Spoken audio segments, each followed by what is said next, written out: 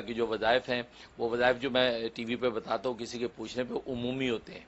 وہ پوچھنے والا تو ایک ذریعہ بنتا ہے لیکن وہ عمومی ہوتا ہے کہ آپ کے اگر اسی طرح کے حالات ہوں تو آپ بالکل جو ہے اس پہ عمل کر سکتے, اس پہ کوئی مذاقہ نہیں ہے, اس کی عام اجازت ہوتی ہے. باقی پوچھنے والے کا ذریعہ بنتا ہے لیکن یہ کہ خصوصیت نہیں ہوتی کہ وہی کرے کہ دوسرا کوئی نہ کر سکے. یا یہ کہ آپ نے سنا کسی اور شخص کو کوئی تکلیف ہوئی, آپ نے میرا وہ وظیفہ سنا ہوا ہے, اس کی بھی میں نے اجازت دے رکھی کہ آپ آگے بتا سکتے ہیں کہ ہاں بھی مفتی صاحب ہمیں یہ وظیفہ بتایا تھا, یہ آپ یہ عمل کر لیں. تو یہ تو کہ صدقہ جاریہ ہے, اس کی میں نے عام اجازت دے رکھی ہے تاکہ میرے لیے اللہ کے ہاں جو اجر و ثواب کا ذخیرہ جمع ہو. باقی جو ہے وہ 2 وقت کی روٹی اللہ نے انتظام کر رکھا. تو ایک سوال یہاں کر لوں گا آپ سے کہ آج کل جو یہ اہم دن گزر رہے ہیں حج سے پہلے, ان دنوں میں ہمیں کیا کیا کرنا چاہیے؟ اچھا ماشاء یہ اچھا سوال کیا.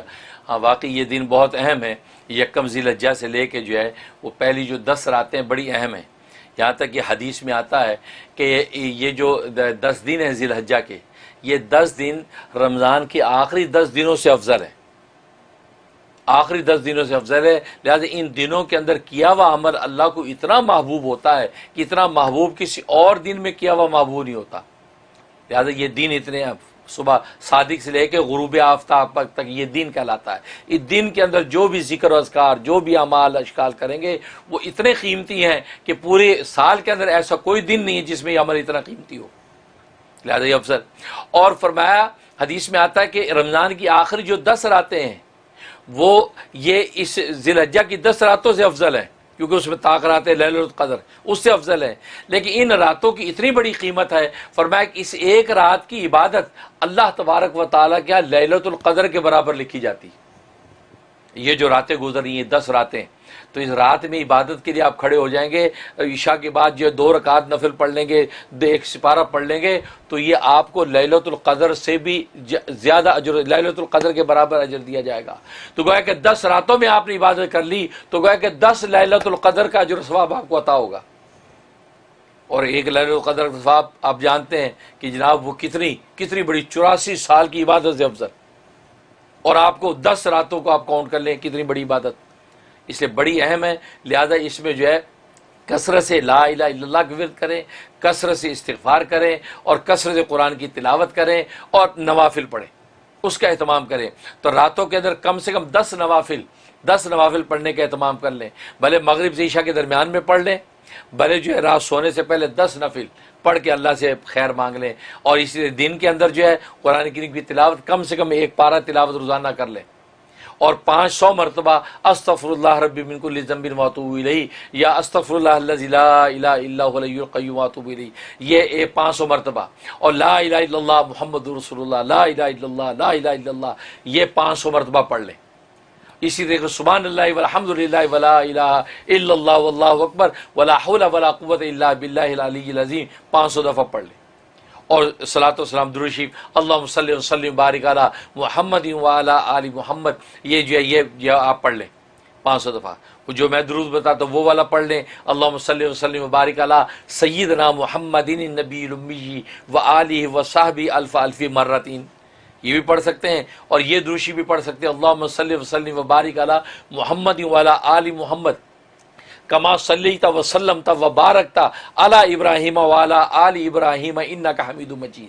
یہ درود ابراہیمی کو مرج کر دیا ہے, یہ درود ابراہیمی آپ پڑھ لیں. تو 500 مرتبہ یہ پڑھ لیں تو انشاءاللہ آپ دیکھیں ان کی پوری حقیقی برکات و ثمرات آپ کو نصیب ہوں گی. باقی قربانیاں تو ہے یہ عظیم عمل, وہ ان 3 دنوں کے اندر آپ عمل کریں, جو ہے وہ 10, 11 اور 12 ان کے اندر کریں. اور سب سے بڑا اس کے اندر ایک نوٹ کر لیں کہ عرفہ کا روزہ, آپ کو پتہ ہے کہ یہ جو ہے یہ جو دن گزر رہے ہیں یہ یکم ذی الحجہ سے, ایک روزہ اگر رکھیں 1 سال کے برابر اجر و ثواب ہے. اور حدیث میں فرمایا کہ جب 9 کا روزہ رکھیں گے یعنی عرفہ کے دن کا روزہ رکھیں گے, وہ روزہ جو ہے وہ 1 سال کے برابر بھی ہے. اور مزے کی بات نبی فرماتے ہیں کہ مجھے امید ہے اللہ تعالیٰ سے کہ یہ 1 سال پہلے اور 1 سال آئندہ کے گناہوں کا کفارہ بھی ہے, یعنی گناہ معاف کروا دے گا. تو 9 کا جو روزہ آ رہا ہے یعنی یوم عرفہ کا روزہ اس کو بولتے ہیں. اور عرفہ کا روزے کا مطلب یہ ہے کہ جب میدان عرفات کے اندر حاجی پہنچیں گے, وہ جو دن ہے اس دن کا روزہ, اور وہ اس 2021 کے اندر جو ہے وہ منڈے کا دن بن رہا ہے, کیونکہ ٹیوزڈے کو جو عید الاضحیٰ ہے, لہٰذا جو ہے وہ منڈے کا دن بن رہا ہے تو منڈے کو جو ہے آپ جو ہے وہ عرفہ کا روزہ رکھیں. باقی آپ کی دنیا میں لوکل کیلنڈر کچھ بھی ہو، میں نے رات بھی اس مسئلے کو کلیئر کیا ہے، منڈے کا روزہ آپ رکھیں گے تو یوم عرفہ کے روزے کا اجر اور آپ کو فضیلت ملے گی. لہٰذا پیر کا روزہ رکھیں، ٹھیک ہے، پیر کا روزہ رکھیں. اگر آپ کے ملکوں کے حساب سے جیسے پاکستان میں اس دفعہ جو ہے وینسڈے کو عید ہے تو وہاں ٹیوزڈے جو ہے وہ 9 ذی الحجہ بن رہی ہے، اور وہ کلیئر میں نے رات ایک شعبے میں کر دیا ہے کہ 9 ذی الحجہ مراد نہیں، یوم عرفہ. یوم عرفہ منڈے کا ہے، لہذا پاکستان، انڈیا، بنگلہ دیش والے بھی جو ہے ان کو بھی چاہیے کہ وہ منڈے کا ہی روزہ یوم عرفہ کا رکھیں گے تو ان کو یوم عرفہ کے روزے کی فضیلت ملے گی. کیونکہ ٹیوزڈے کا رکھیں گے تو عرفات کے تو حاجی ہے ہی نہیں، جبکہ حاجی کی مماثلت کی وجہ سے تو اس کی فضیلت تھی، وہ مماثلت نہیں رہی تو پھر آپ روزہ رکھ رہے ہیں. لیکن پھر بھی آپ رکھنا چاہتے ہیں تو میں نے یہ کہا تھا کہ آپ منڈے کا لازمی رکھیں یوم عرفہ کی فضیلت لینے کے لیے، لیکن ساتھ ٹیوزڈے کا بھی شامل کر لیں. آپ کے لوکل کے حساب سے 9 ذی الحجہ بن رہی ہے، آپ وہ بھی رکھ لیں، کیونکہ بہت سے اسکالر وہ بھی کہتے ہیں کہ 9 ذی الحجہ مراد ہے. لیکن میں نے تو یہ بات کہی کہ میری ناقص تحقیق یہی ہے کہ چونکہ یوم عرفہ کے ساتھ اس کی فضیلت ہے، تاریخ کے ساتھ اس کا تعین نہیں ہے. اگر تاریخ کے ساتھ تعین ہوتا تو نبی پاک صلی اللہ علیہ وسلم جو ہے حج کی فرضیت سے پہلے بھی 9 ذی الحجہ کی فضیلت والا روزہ رکھتے یا اس کی فضیلت بیان کرتے. لیکن جب حج کا تصور آیا، نزول ہوا، اس کے بعد آپ نے یوم عرفہ کی بات کی، فضیلت کی بات کی، تو معلوم ہوا کہ یوم عرفہ کے ساتھ مماثلت کی بنیاد پر اس روزے کی فضیلت ہے. لہٰذا وہ آپ رکھیں. اور اس کے علاوہ جو ہے باقی قربانیاں. اب آگے ایک اور تکبیرات تشریق کا مسئلہ سمجھ لیں کہ 9 ذی الحجہ جو ہوگا، 9 ذی الحجہ کی فجر سے لے کے 13 ذی الحجہ کی عصر تک ہر فرض نماز کا سلام پھیرنے کے بعد ایک مرتبہ بلند آواز سے تکبیرات تشریق کہنا واجب. مردوں کے لیے بلند آواز سے ہے، عورتوں کے لیے آہستہ آواز سے کہنا واجب. اللہ اکبر، اللہ اکبر، لا الہ الا اللہ، اللہ اکبر، اللہ اکبر وللہ الحمد، ایک مرتبہ بلند آواز سے. پھر باقی جو کہنا ہوا پھر باقی 2 مرتبہ کہنا جو ہے یہ سنت ہے. لہذا عام نمازوں میں جب ہوں تو یہ مرد جو ہے بلند آواز سے 1 مرتبہ کہیں، 3 مرتبہ بلند آواز سے کہنا سنت. اور عورتیں جو ہے یہ آہستہ آواز سے کہیں گی، 1 مرتبہ کہنا واجب، 2 مرتبہ مزید کہنا یہ سنت. تو یہ اور انفرادی نماز ہو، اجتماعی نماز ہو، اکیلے پڑھ رہے ہو، ہر حال میں جو ہے یہ حکم ہے. اس میں کوتاہی کرتے ہیں لوگ، اکیلے پڑھ رہے ہیں تو یہ تکبیرات تشریق نہیں کہتے، عورتیں گھروں میں پڑھ رہی ہیں تو نہیں کہتی. نہیں، ایسا نہیں. وہ سلام پھیرتے ہی آہستہ آواز سے اپنی تکبیر تشریق 1 مرتبہ کہنا واجب اور آگے 3 مرتبہ کہنا جو ہے وہ سنت ہے. اس کا اہتمام کریں. اور یہ گویا کہ یوم عرفہ جو منڈے کا ہے اس کی فجر کے بعد سے شروع ہوگی یہ تکبیرات تشریق، اور یہ 13 ذی الحجہ کی عصر تک رہے گا، اور عصر کے بعد پھر یہ حکم جو ساقط ہو جائے گا. یہ اس کا اہتمام کریں، یہ بہت اہمیت کی حامل ہیں. باقی اللہ تبارک و تعالیٰ یہ حجاج کرام جو حج کے لیے پہنچیں گے ان کے حج کو اللہ قبول فرمائے. اور اس سال کا حج جو ہے بڑا جو ہے افسوسناک، اندوناک ہے. دل دکھا ہوئے امت مسلمہ کا کہ حرمین شریف کے اندر وہ رونقیں جو ہر سال حج میں ہوتی تھیں، یہ کورونا وائرس کا مرض اور دیگر جو بھی وجوہات ہیں اس وجہ سے اس سال حج اوپن نہیں ہے. جس انداز سے ہو رہا ہے دکھے دلوں کے ساتھ ہی ہم ان مناظر کو دیکھیں گے. لیکن یہ کہ آپ اپنے مقام پہ بیٹھ کے خدا کو یاد کرتے رہیں. آپ کہیں بھی بیٹھ کے پکاریں گے خدا آپ کی سنے گا اور آپ تک انشاءاللہ پہنچے گا. بہت خوب، بہت زبردست، بہت clarification. Thank you so very much.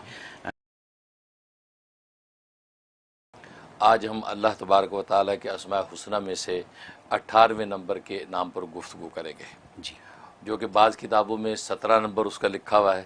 انہوں نے لفظ اللہ کو کاؤنٹ نہیں کیا تو رحمان سے نمبر 1 شروع کیا.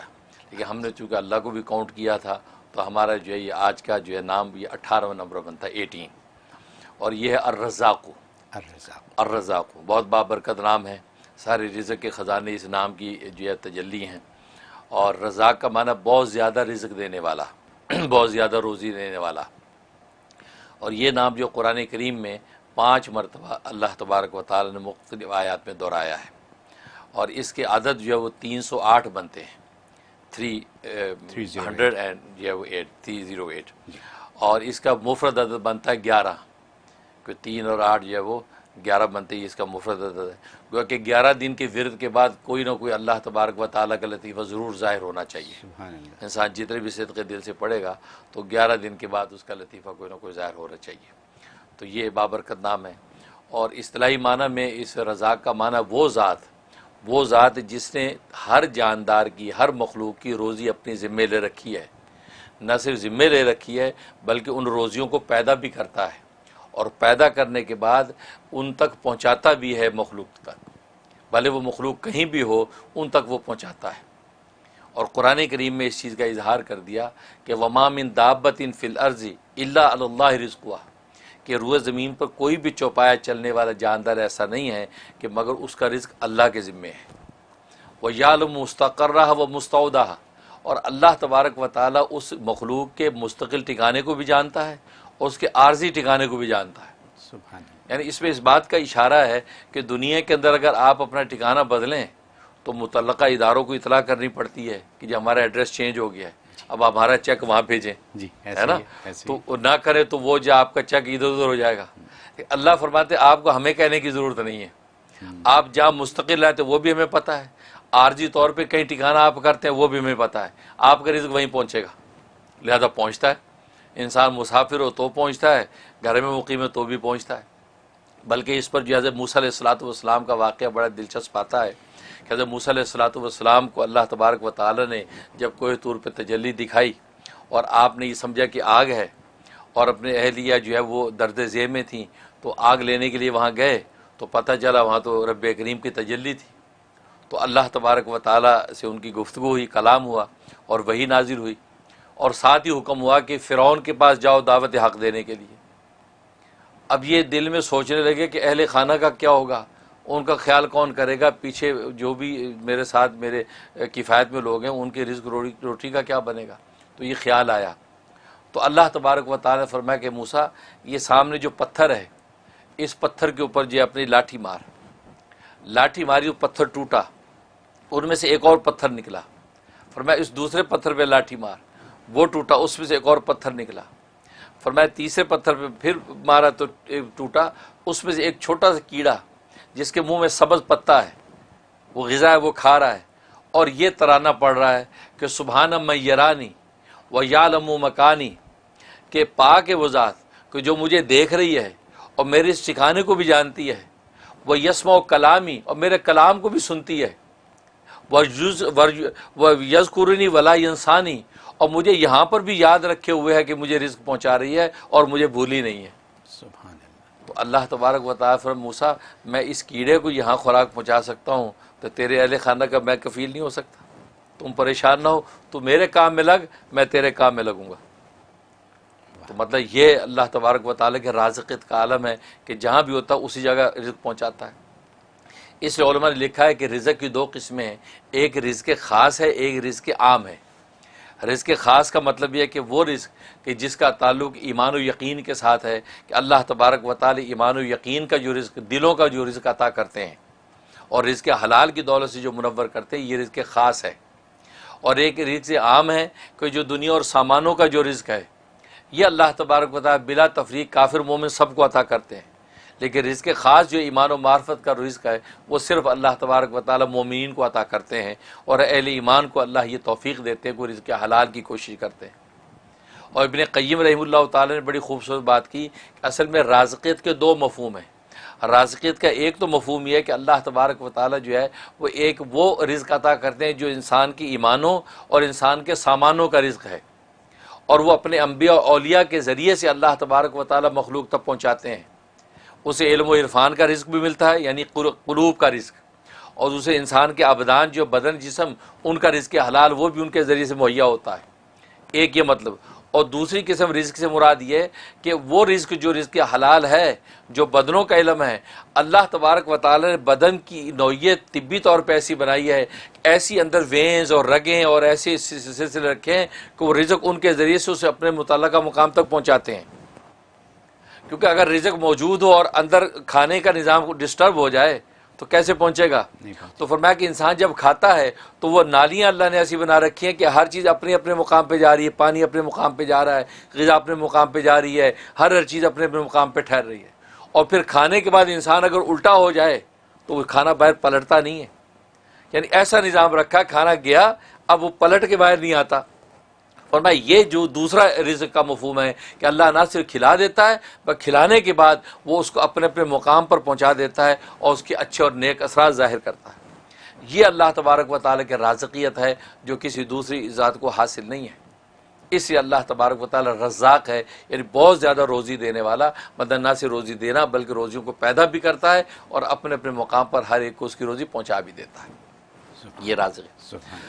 اور جہاں تک اس کے فضائل و فوائد کا تعلق ہے تو ایک اس کا فائدہ یہ ہے کہ اگر کوئی شخص چاہتا ہے کہ مشکلات اور باریک بین چیزیں، خاص طور طالب علم، پروفیسر اور اسی طریقے سے لیکچرر، پڑھنے پڑھانے والا آدمی چاہتا ہے کہ باریک بینی مجھے حاصل ہو جائے، تو صبح اٹھتے ہی نہار منہ، ابھی اسے کلی نہیں کی، منہ نہیں دھویا، اٹھتے ہی 20 دفعہ یا رزاقو کا ورد کر لیا کرے. 20 دفعہ سے بیٹھے بیٹھے یا رزاقو یا رزاقو یا رزاقو، بس اس کے بعد اپنے کام میں لگے. اور میں اللہ تبارک و تعالیٰ اس کو ذہن کو ایسا کشادہ اور تیز کر دیں گے کہ باریک سی باریک بات بھی سنتے جھٹ اس کے نتیجے کو پہنچ جائے گا. ایسا ذہن کھول دیتے ہیں. یہ اس میں فائدہ. اور دوسرا فائدہ یہ ہے کہ اگر کوئی چاہتا ہے کہ گھر کے اندر رزق کی فراوانی ہو جائے اور گھر سے بیماریاں اور آفتیں نکل جائیں اور گھر جناب جنت نظیر بن جائے، تو فرمایا کہ وہ شخص روزانہ صبح کی نماز پڑھنے کے بعد، فجر کی نماز کے بعد اپنے گھر کے چاروں کونوں میں 10 مرتبہ یا رضا کو پھونک دیا کرے، اور اس کونے سے شروع کرے جو کونا جو قبلے کی طرف سیدھی طرف ہے. اگر قبلہ ادھر ہے تو سیدھی طرف کا کونا وہ ہے، تو سب سے پہلے اس کونے پہ کھڑا ہو کے یا رزاق 10 دفعہ پڑھ کے 3 دفعہ پھونک دیا. پھر الٹی طرف آ جائے، پھر 10 دفعہ پڑھ کے، اس کے بعد یہ پیچھے کی طرف آ جائے 10 دفعہ پھونک، پھر اس طرف. تو گویا کہ چاروں کونوں پہ 10 دفعہ پھونک دیا کرے تو گھر میں رزق کی فراوانی ہو جائے گی، غیب سے رزق آئے گا اور کوئی بیماری گھر میں نہیں ٹھہرے گی. ایسا زبردست فائدہ ہے. واہ سبحان. اور تیسرا فائدہ اس کا یہ کہ اگر کوئی چاہتا ہے میں دولت مند ہو جاؤں، مال و دولت ہاتم تائی بنوں، بانٹوں بھی اور اللہ عطا بھی کرے، تو فرمایا کہ وہ شخص جو ہے فجر کی سنت اور فرض کے درمیان 550 مرتبہ 550 ٹائم جو ہے یا رضا کو ورد کرے. اول آخر 11 مرتبہ درود ابراہیمی پڑھ لے، اور یہ کرنے کے بعد اب یہ فرض نماز اپنی فجر کی ادا کرے. فرمایا کہ جناب ایسا اللہ غیب سے اس کے انتظامات کریں گے، قرضے اتریں گے اور وہ دولت مند ہو جائے گا، مالدار ہو جائے گا. یہ اس میں زبردست فائدہ. اور ایک اس کا فائدہ یہ ہے کہ اگر کوئی چاہتا ہے کہ میں جس سے ملاقات کرنے جا رہا ہوں وہ میری جو حاجت و ضرورت ہے وہ اس سے پوری ہو جائے، اس کے دل میں اللہ ڈال دے کہ وہ میرا یہ کام کر دے. فرمایا کہ جب اس کے پاس پہنچے تو 17 مرتبہ 17 ٹائم یا رضا کو پڑھ کے اور اس کے اپنی درخواست پیش کر دے تو اللہ تبارک و تعالی اس کے ذریعے سے اس کی ضرورت پوری کر دیں گے اور کسی قسم کی کوئی رکاوٹ نہیں آئے گی. اور ایک فائدہ یہ ہے کہ اگر جو ہے یہ چاہتا ہے کہ اللہ تبارک و تعالیٰ کیا کوئی خاص مقام اور قرب مجھے حاصل ہو جائے، ظاہر ہر بندے کی خواہش ہوتی ہے، تو فرمایا تنہائی میں بیٹھ کے، وہاں نہ کوئی بچہ ہو نہ کوئی بڑا ہو، اکیلے تنہائی میں بیٹھ کے 1000 مرتبہ پوری یکسوئی کے ساتھ یا رزاقوں کا ورد کرے اور اللہ سے مقام خاص مانگ لے. فرمایا کہ ابھی ایک چلہ پورا نہیں ہوگا تو اللہ تبارک و تعالیٰ اپنا خاص قرب اس کو عطا کر دیں گے اور وہ محسوس کرے گا. یہ زبردست فائدہ. اور ایک فائدہ یہ ہے کہ اگر کوئی قیدی ہے، قید میں ہے بے گناہ، تو قیدی کو چھڑانا چاہتا ہے، یا کوئی مریض ہے بیچارہ وہ مرض سے چھٹکارا چاہتا ہے، تو فرمایا کہ 125 مرتبہ پڑھ کے آپ اس قیدی کے لیے دعا کریں. اول آخر 11 مرتبہ درود شریف، یا جو مریض ہے اور اس مریض کے لیے 125 مرتبہ پڑھ کے آپ جو اس کی صحت کی دعا کریں. اللہ تبارک و تعالیٰ یہ 3 ہفتے کے اندر ہی انشاءاللہ اس قیدی کو رہا کر دیں گے اور اس مریض کو شفا دے دیں. یہ زبردست کے فوائد حضرت ماشاءاللہ. اور جہاں تک خواب میں تعبیر کا تعلق ہے، اور میں خواب میں اگر یہ دیکھا، اس کا مطلب ہے اللہ تبارک و تعالی اس کو اپنا قرب خاص عطا کریں گے اور دین دنیا کے جو ہے رزق اور دولتیں اس کے لیے آسان کر دیں گے. لہٰذا یہ صدقات کا اہتمام کرے، مالی صدقہ غریبوں میں بانٹنا شروع کر دے، اللہ مقام خاص بھی دیں گے اور رزق کی فراوانی کر دیں گے. یہ تعبیر. سبحان اللہ. حضرت یہ جو رزق کی جو آپ نے آج تعریف بیان کر دی ہے، رزق خاص، رزق عام، اور اس کے علاوہ جو آپ نے اتنی ایکسپلینیشن دے دی ہے، یہ پہلے نہیں سنی کسی، میں نے نہیں سنی، اور مجھے یقین ہے کہ ہمارے دیکھنے والوں میں سے بہتوں نے اس کو نہیں سنا، نہ اس کو سمجھا. آج جو یا رزاقوں کے اوپر جو بات ہو گئی ہے، اگر ہم اس کو اپنا لیں واقعی تو ہمارا تو بیڑا پار ہے، سب مسئلے حل. یہ اگر میں انگریزی میں کہہ دوں کہ آج آپ نے $1 ملین سولوشن دے دیا. صحیح بات ہے. کیونکہ اگر فجر کے وضو سے پہلے 20 دفعہ پڑھ لیں، کتنے 2 سیکنڈ لگتے ہیں 2 سیکنڈ، ٹھیک ہے، وہ پڑھ لیں. پھر اس کے بعد سنتوں اور فرض کے درمیان 550 دفعہ پڑھ لیں، ٹھیک ہے. اور پھر اپنے گھر کے چاروں کونوں میں اگر آپ پڑھ کے پھونک مار 10 مرتبہ 10 دفعہ کیا دیر لگتی ہے، ٹھیک ہے. تو یعنی یہ ساری آپ کی جو برکتیں ہیں وہ آپ نے اکٹھی کر لیں، جا نماز پہ بیٹھے بیٹھے ہو سکتی ہیں ساری، ٹھیک ہے. اور اس کے بعد پھر مریضوں کے لیے بھی ہو گیا، دولت کے لیے بھی ہو گیا، اور قرب اللہ اس کے لیے بھی ہو گیا. تو اور کیا کرنا ہے ہمیں، اور کیا چاہیے ہمیں، تو سب کچھ تو ہو گیا. یہ اتنی باتیں اور اتنی قیمتی باتیں، سبحان اللہ سبحان اللہ. مجھے یقین ہے کہ دیکھنے والے اس سے بہت فائدہ اٹھائیں گے، میں بھی اٹھاؤں گا، آپ سب بھی اٹھائیے گا.